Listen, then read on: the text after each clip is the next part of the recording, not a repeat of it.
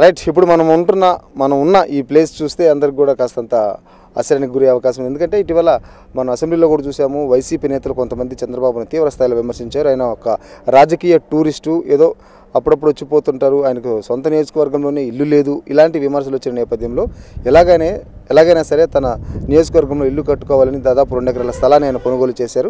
అయితే ముందుగా ప్రహరీ గోడ ప్రారంభించినప్పటికీ ఇంటి నిర్మాణానికి ప్రభుత్వం నుంచి అనుమతులు రాకపోవడంతో కొన్నాళ్ల పాటు సాక్షాత్ మాజీ ముఖ్యమంత్రి కొన్నాళ్ల పాటు ఇంటి అనుమతుల కోసం ఎదురు చూడాల్సి వచ్చింది. సో ఈ నేపథ్యంలో మొత్తానికైనా ప్రభుత్వం నుంచి అనుమతులు లభించిన తర్వాత ఇల్లు నిర్మిస్తున్నారు.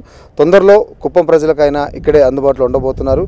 అంటే సొంత నియోజకవర్గంలో ఇల్లు లేదు అనే వాళ్ళందరికీ కూడా ఆయన సమాధానం చెప్పదలుచుకున్నారు గట్టిగానే. సో ఆ నేపథ్యంలోనే ఇల్లు నిర్మాణ పనులు జరుగుతున్నాయి. ఇంటి ముందు ఆఫీసు, తర్వాత ఆయన ఇల్లు 2 ఇక్కడే ఉండబోతున్నాయి. ఇక నుంచి కుప్పం ప్రజలు కూడా ఎప్పుడైనా కలవాలనుకున్నప్పుడు నేరుగా ఆయన ఇంటి దగ్గర కూడా వచ్చే అవకాశం ఉంది. కాబట్టి సో స్థానిక ప్రజలు కూడా సంతోషం వ్యక్తం చేస్తున్నారు. త్వరగా ఇల్లు నిర్మాణం కావాలి, చంద్రబాబు మాకు అందుబాటులో ఉండాలని చెప్పి వాళ్ళు కూడా కోరుకున్నారు. వాళ్ళ కళ త్వరలోనే నెరవేరాలని కోరుకుందాం.